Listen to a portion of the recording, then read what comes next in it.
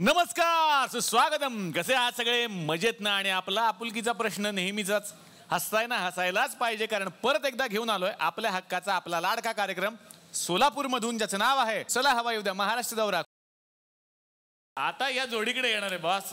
खरं तर सूरज आणि सोमनाथची जोडी आहे, फॅन्ड्रीतली जाम फेमस असलेली जोडी. पण सूरज, या सिनेमात सुद्धा तू दिसतोयस, तुझी काय भूमिका आहे? आर्चीच्या भावाची भूमिका माझी.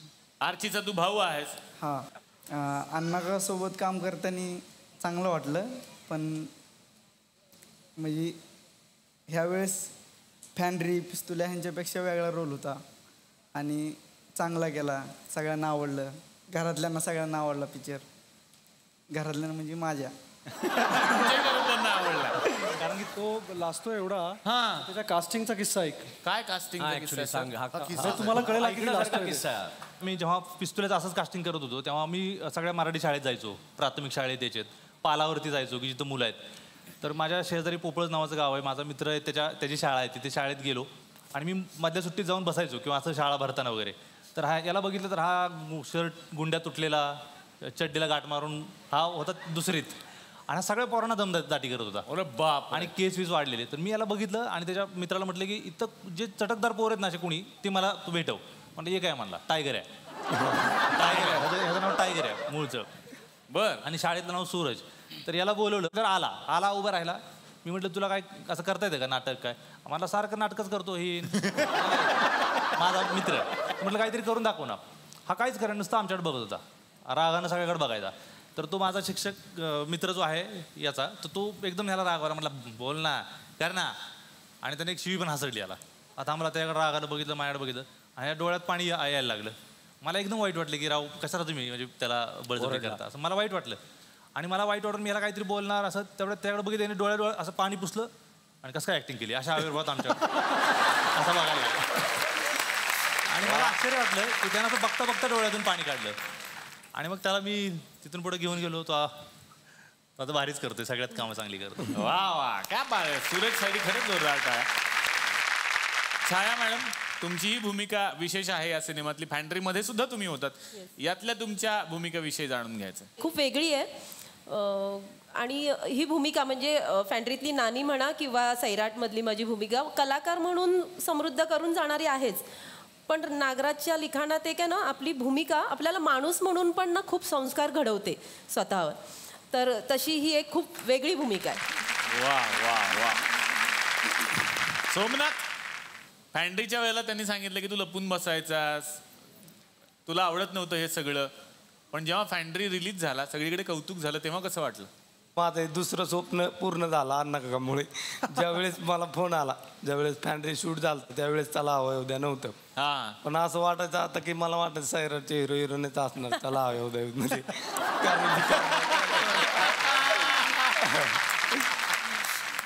बद्दल आधी ऐका, मग पुढचं बोल, नंतर बोलू. मग अण्णाकांचा फोन आला, तुला यायचंय. म्हणले कुठं? सोलापूरला. मग खूपच आनंद झाला. म्हणले हवं उद्यामध्ये यायचंय तुला. मग खूपच आनंद झाला. माझ्या गावाकडचे जे आहेत म्हणजे महाराष्ट्राचा फेवरेट कोणमध्ये आलते मित्र, हे म्हणजे चला हवं उद्याचे खूप फॅन आहेत. अण्णाकांना मी खरंच अण्णाकांचा आभार आहे, अण्णाकांनी मला बोलवलं इथे. मग ते ना तुमचा तो डायलॉग खूप फेमस झाला होता, शाली आपल्याला पटेल घर, तू तिला विचारतो ती माझ्याकडे बघत असेल घर, आणि तू म्हणतो अरे 101% तुझ्याकडे बघतीये. आता डायलॉग आपण बदलूया, आपल्याला चला वयोमध्ये बोलवतील घर, अरे 101% बोलवणार. ह्या जरा तुमच्या दोघांच्या भाषेत झालं तर मजा येईल. हा सीन जरा होय रे पिऱ्या, आपल्याला चला हवा उद्यामध्ये बोलवत्याल का? अरे 101% बोलवणार भावा. एखादी कलाकृती जेव्हा आपण बनवण्याचं स्वप्न पाहतो तेव्हा त्याच्यासाठी पाठबळ सुद्धा फार महत्त्वाचं असतं, आणि असंच मोठं पाठबळ आहे ते झी स्टुडिओचं. आणि आज निखिल साने सर आमच्याकडे आलेले आहेत. नेहमीच येता तेव्हा बँग ऑन सिनेमा घेऊन येता आणि त्यानंतर बँग ऑन होतो, रेकॉर्ड्स करता तुम्ही. हा म्हणजे असा आहे की तुम्ही इथे आलात, या सगळ्यांबरोबर सगळं शेअर केलं की तो सिनेमा हिट होतो. मराठी सिनेमाच्या बाबतीत मला असं वाटतं की मराठी सिनेमाची गोष्ट, त्याची स्क्रिप्ट हा त्याचा खरा हिरो आहे. आणि मराठी प्रेक्षक जो आहे, जो इतका प्रगल्भ प्रेक्षक आहे की तो नेहमीच त्या स्क्रिप्ट्सला त्यांनी काय पण म्हणूया बॅक केलेलं आहे. नागराज जो आहे त्याचं एक खूप मोठं वैशिष्ट्य आहे की त्याची एक वास्तवाशी असलेली एक नाळ आहे, त्याची एक जाण आहे, त्याची एक संवेदना आहे. आणि जे काही आत्ता सिनेमे बनत आहेत त्याच्यामध्ये एक पाथ ब्रेकिंग एक ट्रेंड वेगळा तयार करणारा तो मला असं वाटतं खूप महत्त्वाचा लेखक पण आहे. म्हणजे दिग्दर्शक तो आहेच, त्याच्यामध्ये एक क्रिएटिव्ह एलिमेंट आहेच, पण त्या संवेदनाचं लेखनामध्ये खूप रिफ्लेक्शन व्हावं लागतं. आणि वरकरणी जरी लव्ह स्टोरी दिसत असली तरी त्याला अनेक पदर आहेत. मला असं वाटतं की ही महत्त्वाची फिल्म आहे भारताकरता, कारण त्याच्यामध्ये त्यांनी एक अत्यंत महत्त्वाचा विषय हाताळलेला आहे. जेव्हा सिनेमा रिलीज होईल तेव्हा तुम्हाला सगळ्यांना लक्षात येईलच. वा, या तुकरटवाडीत तुम्ही आलेले आहात आणि तुकरटवाडीमध्ये अनेक कार्यक्रम होत असतात. त्यातला एक कार्यक्रम तुम्ही पाहिला तो म्हणजे सिनेमा. पण एक दुसरा कार्यक्रम असतो तो थोडा सिरियस असतो आणि तोही इथे होतो. ती आहे बाप की अदालत. तुम्ही आपकी अदालत पाहिलेली आहे, तर अशीच एक बाप की अदालत इथे आता रंगणार आहे. बघायचं आहे आज कुणावरती केस चालणार आहे.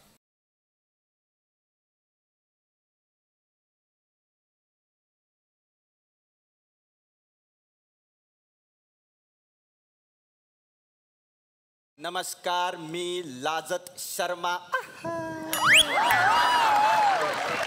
तुमच्या सगळ्यांचं स्वागत करतो माझ्या आवडत्या कार्यक्रमात, ज्याचं नाव आहे पिंकी धनाडाळ प्रस्तुत बाप की अदालत. तर तुम्हाला तर माहितीच आहे, फुलाचा सुगंध कुणीही थांबवू शकत नाही. सूर्याचा प्रकाश, फुलाचा सुगंध, चीते की चाल, बाज की नजर और बाजी की तलवार पे संदेह नहीं करते.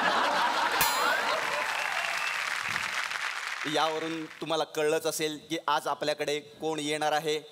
आपल्या सगळ्यांची लाडकी जोडी आज इथे येणार आहे.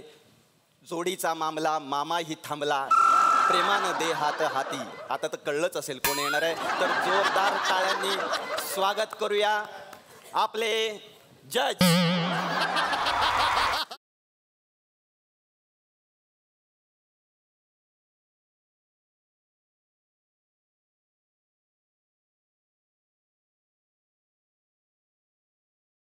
सारेगमपचं का म्युझिक लागलंय? हे सारेगमपचे जज आहेत. कुठल्या? हलकटवाडीचे. खूप रियाज केलाय सर तुम्ही, खूप पदव्या मिळाल्यात तुम्हाला. हो हो, मला आताच एक संगीत विषय रद्द ही पदवी मिळाली. संगीत विषय रद्द. विशारद ऐकलं, विषय रद्द पहिल्यांदा ऐकलं. म्हणजे काय? नाही, ती वेगळी आहे. सगळे हजीर हो.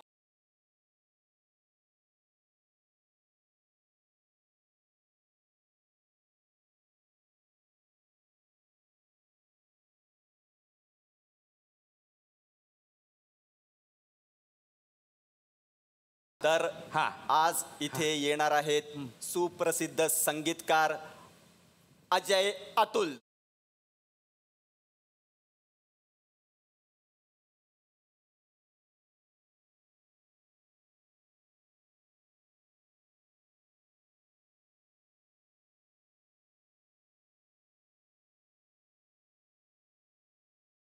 घ्या सर, घ्या. तर सर, आरोप करण्यापूर्वी तुम्हाला एक शपथ घ्यायची आहे इथे की जे काही सांगेन खरं सांगेन, खोटं सांगणार नाही. पण वेगळ्या पद्धतीने तुम्हाला सांगायचं आहे. मी सांगेन तसं तुम्हाला नंतर बोलायचं आहे. खरं सांगेन खोटं सांगणार नाही, कुणाला गंडवणार नाही. आरोपीच्या पिंजऱ्यात बसून विठू विठू करणार नाही.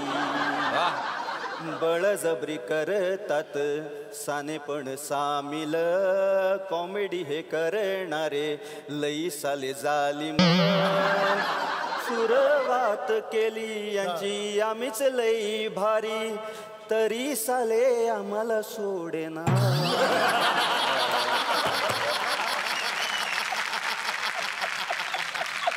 खेळ मांड. खेळ वाढला. हा सर, हा हे घ्या सर. वाटलं एवढं नाही सर, आहे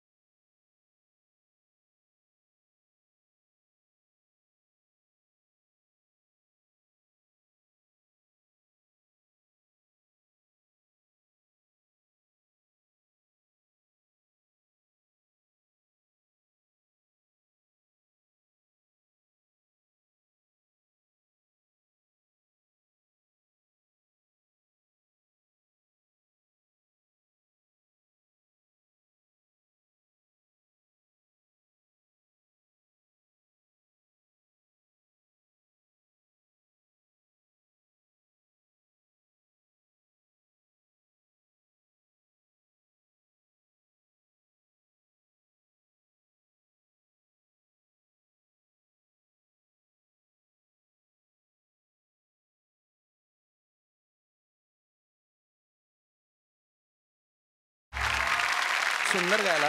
तुम्हाला सांगतो 1972 साली बाबूजींशी माझी जेव्हा चर्चा झाली.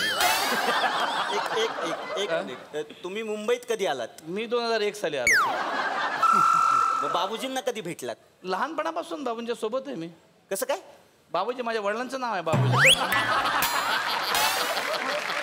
बाबूजी भारत गणेशपुरे तेव्हापासून झाला. बरोबर. म्हणजे कसं होतं की म्हणजे बाबूजी भारत गणेश. पण सर बाबूजी भारत गणेशपुरे. पण सर भारत बाबूजी गणेश. भारत गणेशपुरे हे आडनाव आहे.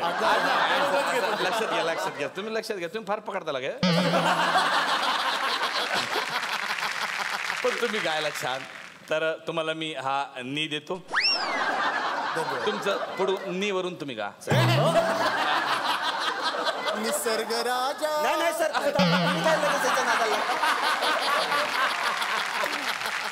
अंताक्षरी नाही चालू आहे सर. हे कोर्ट आहे. ऑर्डर चालू करा. कोर्ट आहे. तर सर आरोप करण्यापूर्वी मी तुम्हाला विचारतो की तुम्हाला सरकारी वकिलाची गरज आहे का? ऍब्सोल्युटली लागणार आहे. बिकॉज नाही म्हणाला तरी ते घेण देणार आहे. सरकारी वकील यांना बोलवा. फारुळेबाईंना बोलवा. फारुळेबाईंना बोलवा.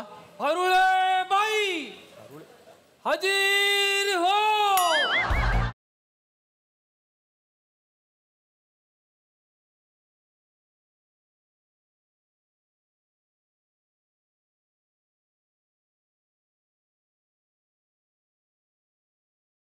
सर तर आजपासून मी तुमचीच आहे. वकील. सांगा ना. वकील.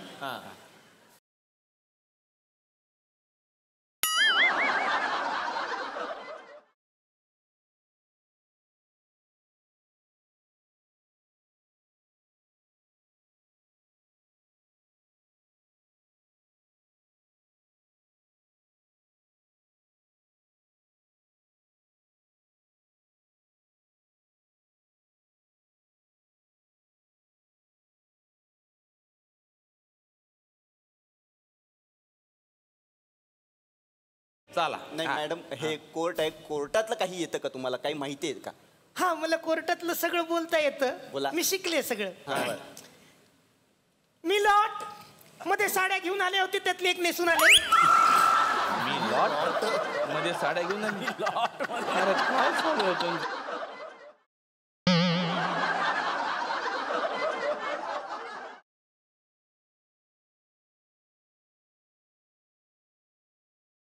फारुळेबाई सर माझा स्वतःवर जाम संयोनी आहे. एक मिनिट. सह्योनी घ्या ना. ऑर्डर म्हणा ते. ऑर्डर. कोर्टाची कारवाई सुरू करा. पटकन घ्या. तर या आरोग्य. अतुल तुमच्यावर पहिला आरोप आहे. बाई सांगा. यात्रियों कृपया ध्यान दें.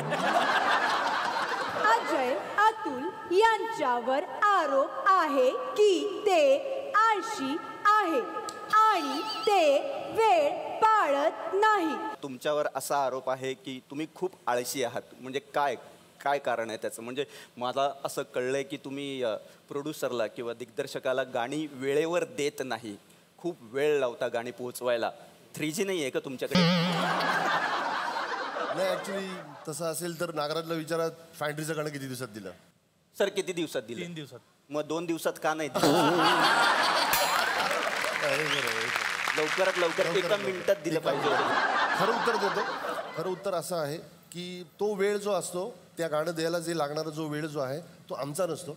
तो ते देव देतो त्या सिच्युएशनसाठी. कधी मोस्ट ऑफ द टाइम एका झटक्यात गाणं येतं. काही वेळेला तुम्हाला थांबून राहायला लागतं. पण ते येतं तोपर्यंत खरंच थांबून होतं. It's a creative process. येईपर्यंत आम्हीच जवळजवळ 4-5 गाणी डिलीट केलेली असतात त्याच्यातली. आम्ही ठेवत नाही. नको हे चांगलं नाही, हे चांगलं नाही, हे चांगलं नाही.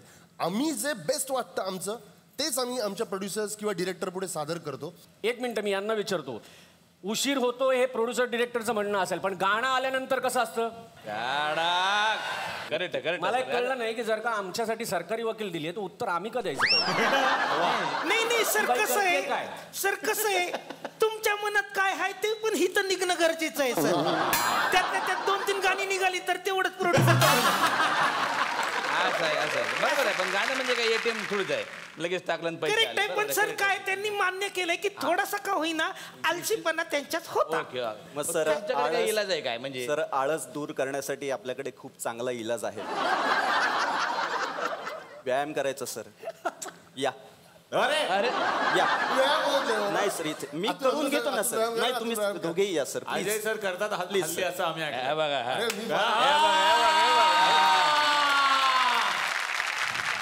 हा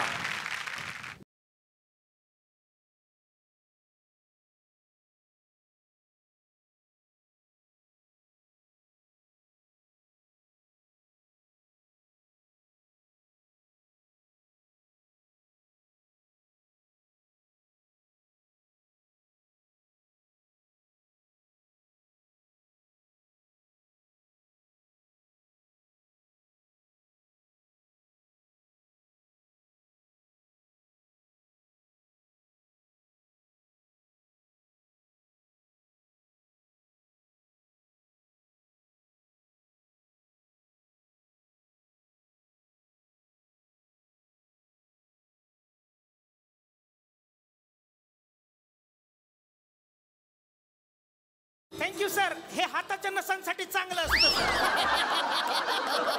फार छान. हे म्हणजे सोपं आहे एकदम. मी पण करू शकतोय. काय सांगता? हे डम्बेल्स तुम्हाला करता येतील? हा. करा. हे अजून करा. प्रत्येक वेळेला मध्ये मध्ये येतो म्हणजे काय माणूस. अरे जज असतील त्यांच्या घरचे. त्याचं जिवंत बघा.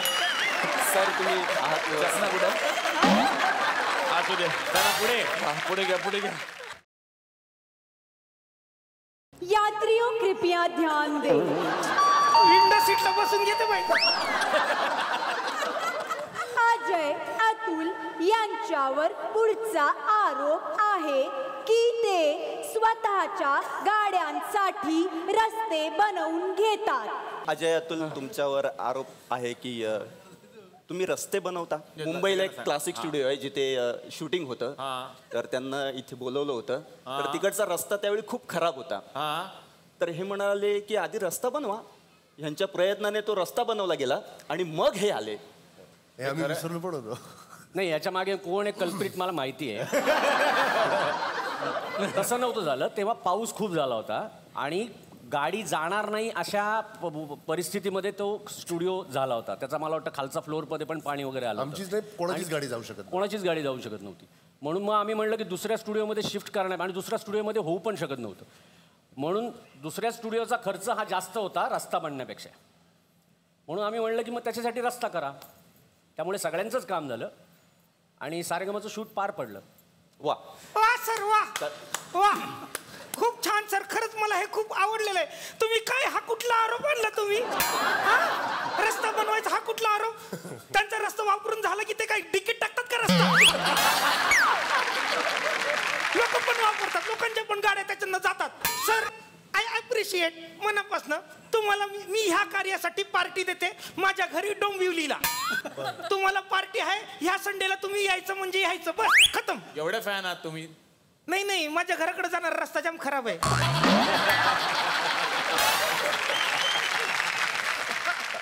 तर ते काही वर्षानुवर्ष होत नाही. हे आले की होऊन जाईल. आणि सर तुम्ही दोघं बी या. दोघं पण एकत्र या म्हणजे रस्ता दुपदरी होईल. सर एक मिनिट म्हणजे साधारण काय खर्च राहते किलोमीटर मागे म्हणजे डांबराचं वेगळं आणि ह्याचं सिमेंट. एक मिनिट सर 2 मिनिटं फक्त तुम्ही थांबा. 2 मिनिट. काय ते सोसायटी सेक्रेटरीला फोन करतो. हा सेक्रेटरी आहे का ना. ते रस्ते चालवत ना आपलं. तर ते आले आता रस्ते बांधणार इकडे. करून टाकू ना. त्यांच्याकडनं इस्टिमेट घेतो मी. हा ठीक आहे सर. जायच्या आधी फक्त द्या तेवढं इस्टिमेट. यात्रियों कृपया ध्यान दें. अजय अतुल यांच्यावर पुढचा आरोप आहे की ते स्वतःच्या गाण्यांसाठी विदेशी वादक वापरतात. मला असं म्हणायचं की तुम्ही स्वदेशी वादकांना का नाही घेतलं? म्हणजे सैराटचं म्युझिक करायला तुम्ही हॉलिवूडला गेलात आणि तिकडचे वादक घेतले. नाही याच्या मागचं कारण असं आहे आम्ही आत्तापर्यंत प्रत्येक वेळी आमचा प्रयत्न हाच आहे की आपले इंडियामध्ये जेवढे म्युझिशियन्स आहेत त्या सगळ्यांबरोबर आमचं काम करून झालं. आम्ही चेन्नईच्या आर्टिस्टबरोबर काम केलं आहे, आम्ही आपल्या बॉलिवूडमधल्या लोकांबरोबर काम केलं आहे, नॉर्मली नेहमी तसंच करतो. पण हा जो ऑर्केस्ट्रा आहे हॉलिवूडचा तो जगात ते नंबर 1 आहेत आणि त्यांच्याकडे ज्या पद्धतीचं एक्सपिरियन्स आहे किंवा ज्या पद्धतीचं त्यांच्याकडे लहानपणापासून त्याचं शिक्षण आहे, त्यांच्या युनिव्हर्सिटीमध्ये त्याचा कोर्स आहेत आणि तिकडे जे म्युझिशियन जेव्हा जे इन्स्ट्रुमेंट तिकडे लिलया वाजवले जातात ते आपल्याकडे वाजवण्याचं खरंच थोडा नाही म्हणला तरी प्रॉब्लेम आहे. आणि आपण जे बेस्ट आहेत त्यांच्याकडनं एकदा बघून आल्यानंतर मग आम्हालाही आता कळेल की इंडियामध्ये आपल्याकडे भारतामध्ये काय काय गोष्टी कमी आहेत त्या आम्ही करण्यासाठी आणि ते समजून घेण्यासाठी त्याचा अभ्यास करून घेण्यासाठी आम्ही तिकडे गेलो होतो. यावर हरोळेबाई तुमचं काय ऑब्जेक्शन हरोळेबाई रडू नका. काय झालं? खूप वाईट वाटलं मला सर. मी तुमचा खूप रिस्पेक्ट करते पण मला खरंच खूप वाईट वाटलंय सर. आमच्या इथे वादक आहेत, हे बघा ओळखता यांना? निलेश परब ओळखता यांना? काय करतील हे तुम्ही जर परदेशात वाजवलं तुम्ही तर? हे बघा सत्तू सत्य ओळखता यांना? कीबोर्ड वाजवतात. वाजवतात ना. हे काय करतील इकडे बसून हे परदेशात गेलं तर? हे बघा अर्चित सर तबला वाजवतात. काय करायचं यांनी? हे बघा प्रसाद ओक सर. हे काय प्रसाद ओक कशाला? बासरी वाजवतात. ते अमरो हे ते सर नाव काय पण असू देत सर पण मला खूप वाईट वाटलं सर. खरंच सांगते. आणि सर माझा तरी विचार करायचा. तुमचं काय? तुम्ही काय वाजवता? स्किट.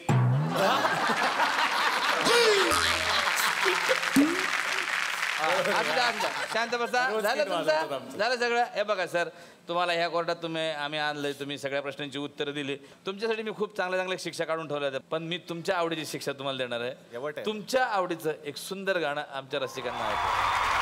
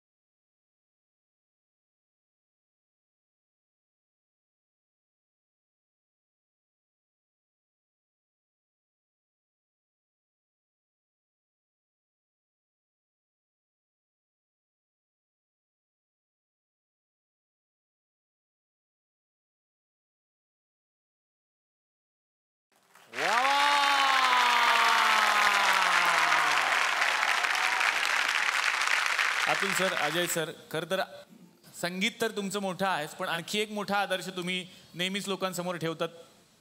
तो आदर्श म्हणजे भाऊ असावेत तर असे. बऱ्याच मुलाखतीत मी असं ऐकलंय की तुमचा स्वभाव थोडा हळवा आहे, सर थोडे धाडसी आहेत, कठोर आहेत. तू जे म्हणलास की मी थोडासा कठोर किंवा असा, कारण माझा नेहमी एक माझा प्रयत्न असा होता की हा हळवा आहे हे आम्हाला सगळ्यांना घरात माहिती आहे.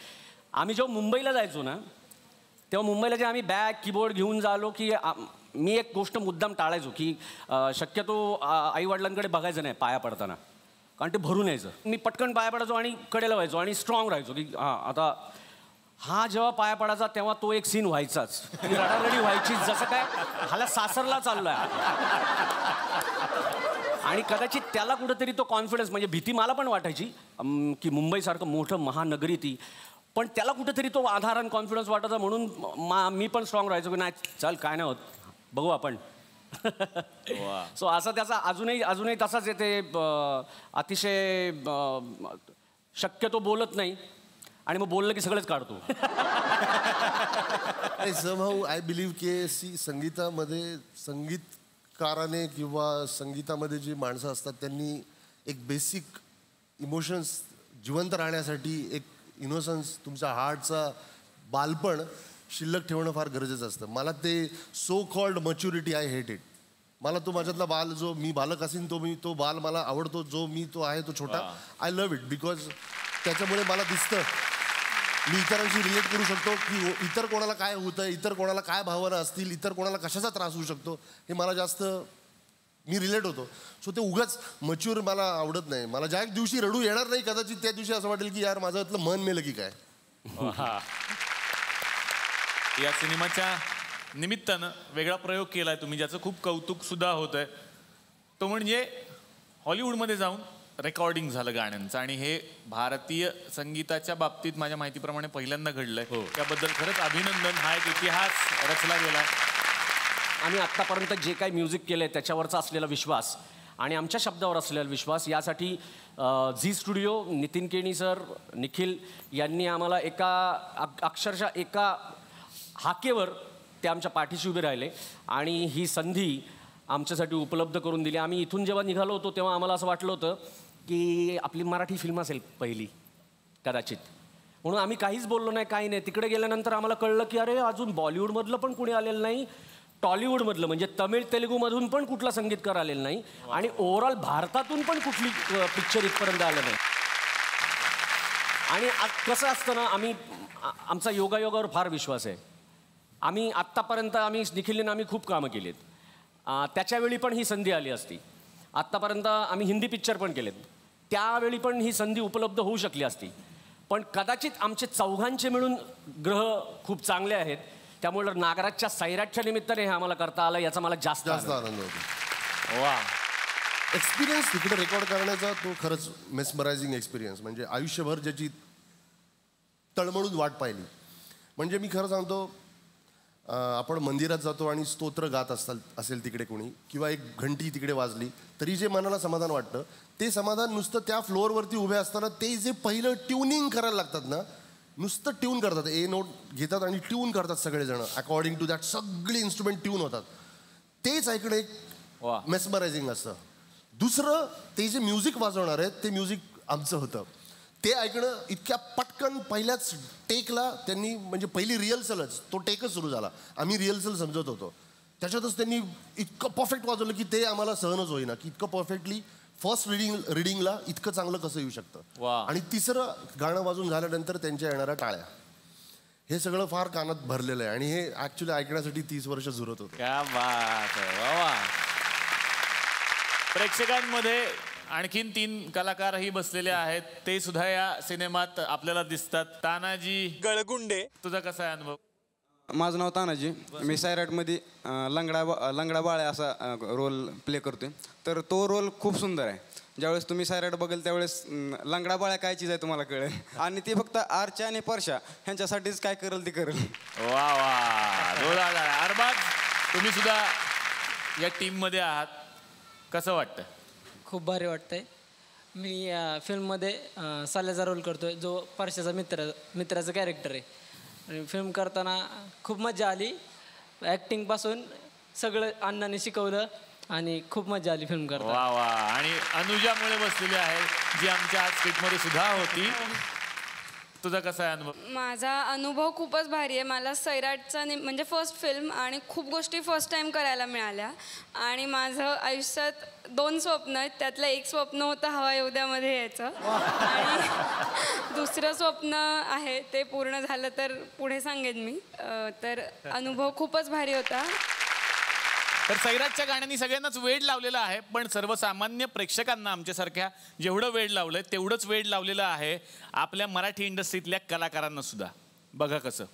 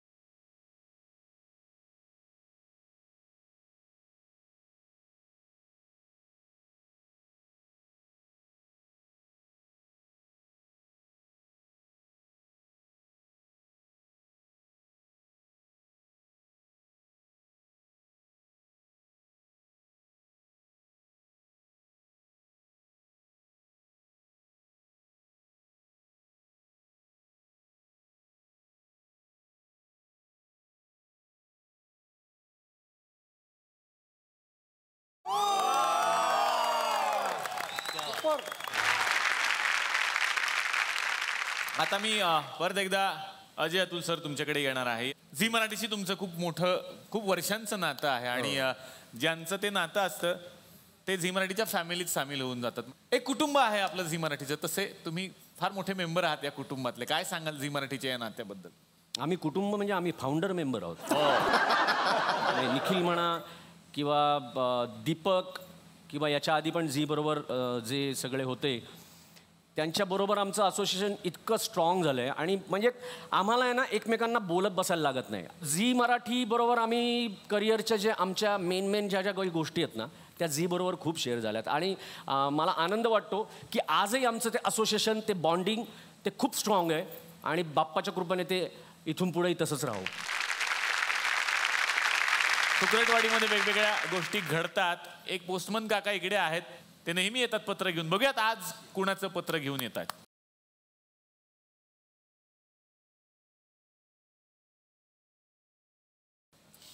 नमस्कार सगळ्यांना. नागराज तुमच्यासाठी पत्र आलंय, मी वाचून दाखवतो.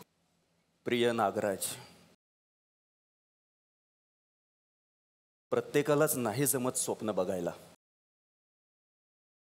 जगात प्रत्येकाला स्वप्न पडतात, पण स्वप्न पडणं महत्त्वाचं नाही, स्वप्न बघणं महत्त्वाचं आहे.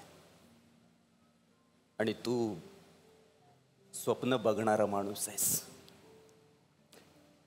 पण मी हे का सांगतोय, मी कोण आहे, तर असं समज की मी पण एक जबे आहे. गुडघ्यात थोबाड खुपसून बसण्यात आयुष्य गेलेल्या एखाद्या बापाचा लेक. मला तोंड वर करून जगाला सांगायची आहे माझी गोष्ट. मला सांगायचं आहे माझ्या वर्गातल्या मला आवडणाऱ्या पोरीला की मी पण माणूस आहे. पण आज आज मला मनापासून वाटतं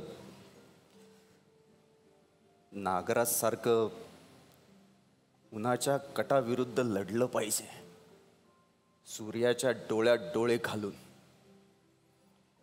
फॅन्ड्रीसारखा भिरकावला पाहिजे दगड समाजाच्या दिशेने, जो कुणाचं डोकं फोडणार नसतो पण डोक्यात लख्ख प्रकाश पाडणार असतो, काळजाला हात घालणारा असतो. त्या एका दगडाने मोडून पडते जातीची भिंत खळकन आणि उरतं फक्त कलावंत आणि रसिक एवढंच नातं. मला जगाशी असं जातीच्या पलीकडचं नातं जोडायचं आहे. जिवंत माणसाच्या कवट्या फुटायची वेळ आली तरी जातीचे मुडदे जळत नाहीत. प्रत्येक आडनावाला आजकाल फक्त मेलेल्या जनावरासारखा वास येतो, असह्य. सगळी आडनावं गावाबाहेर पुरून टाकायला पाहिजेत आता, आणि त्यावर उगवायला पाहिजे एक कडुलिंबाचं झाड, कडू घास काढायला. त्यानंतर वागायला पाहिजेत सगळे एकमेकांशी गोड. दिवाणखाण्यात लोक निरुपयोगी मनी प्लांटला पाणी घालत असतात, पण गॅलरीमध्ये सिमेंट फोडून उगवणाऱ्या पिंपळासारखा स्वबळावर उगवतो तो नागराज मंजुळे. त्याला खत पाणी कुणीच घातलेलं नसतं, तरी तो प्रस्थापित भिंती फोडून जगाला दाखवतो आपलं स्वतंत्र अस्तित्व. आता चंदेरी दुनियाच काय, गाव सुद्धा ज्यांना स्वीकारायला तयार नव्हता असे कितीतरी जब्या सांगतील दुनियेला वेड लावणाऱ्या गोष्टी. जे आजवर माळावर फिरत पाखरांना सांगितलं, बारवात बसून हमसून हमसून भिंतींना ऐकवलं, ते जगाला सांगण्याची संधी. आजवर बापजाद्यांचं आयुष्य कायदा सांगेल तसं वागण्यात गेलं.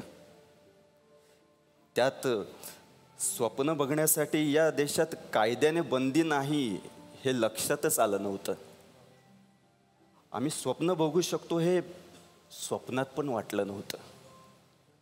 नागराज, आम्हाला हे स्वप्न दाखवल्याबद्दल धन्यवाद. तुझ्या सैराट स्वप्नांसाठी पाशची एक स्वप्नांवरची कविता. बेजान बारूद के कणों में सोई आग के सपने नहीं आते, बदी के लिए उठी हुई हथेली को पसीने नहीं आते,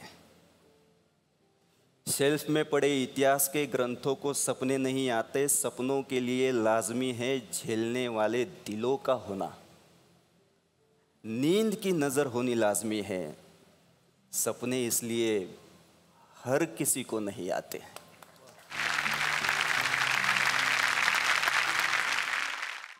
हे ज्याने कोणी लिहिले ते म्हणजे फार अति आहे माझ्यासाठी. आणि म्हणजे मी असा माझा विचार म्हणजे करत नाही खरं तर मी काय करतोय आणि काय चाललंय. मला मजा येते. असं कौतुक ऐकलं की मला भीती वाटते एक तर पहिली गोष्ट, आणि फार भारी वाटते. ज्याने कोणी लिहिले तुम्हाला खूप थँक्यू. म्हणजे असं जर वाटत असेल तर मला खूप भारी वाटते की मी जे काही करतोय ते इतक्या गांभीर्यानं तुम्ही घेताय आणि ते इतकं चांगलं होते काम. खरं तर मी खूप आनंदी आहे या सगळ्या माणसांबरोबर बसून असं काहीतरी तयार करून, आणि त्याच्यातच मी रमतो. मला ते इतकं पुरतं की मला दुसरी आठवणच येत नाही, पण असं कोणाला तरी वाटतं तेव्हा मला खूप खूप भारी वाटतं. मी खूप खूप आभारी आहे तुमचा ज्याने कोणी लिहिलं. अरविंद जगताप आमचे लेखक आहेत, त्यांनी लिहिलेलं आहे. ते नेहमी हे पत्र लिहितात. खूप thank you so much. Thank you. Thank you काका, तुम्ही आलात. तुमचे आभार. काकांसाठी जोरदार टाळ्या. पण खूप छान वाटलं की कालच्या आणि आजच्या भागात सैराटची ही सगळी टीम आमच्याकडे आलेली होती. आणि जाता जाता शेवटचा जो भाग असतो तो आपण करणार आहोत आणि मग निरोप घेणार आहोत. आमच्या गावात जे टॉकीज सुरू झालंय त्या टॉकीजवरती फॅन हा सिनेमा रिलीज केला आम्ही, आणि त्यानंतर एक मोठा सिनेमा आला तो म्हणजे सैराट. तर आमची अशी प्रथा आहे की त्या टॉकीजमध्ये इथे पहिल्यांदा सिनेमा रिलीज करायचा, मग तो महाराष्ट्र बघतो. तर असं पहिल्यांदाच घडतंय की या सिनेमाचं जिथे प्रमोशन घडतंय, आपण सोलापुरात आहोत आणि याच भागात या सिनेमाचं शूटिंग पण झालेलं आहे आणि तिकडेच आपण हा रिलीज पण करतोय. मी विनंती करतो सगळ्या टीमला की त्यांनी फीत कापून इकडे सिनेमा रिलीज करावा.